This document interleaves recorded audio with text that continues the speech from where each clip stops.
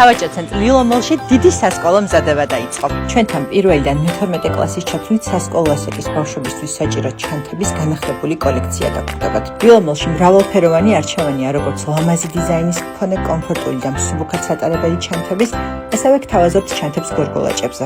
აქ ერთ სივრცეში ნამდვილად ყველაფერია.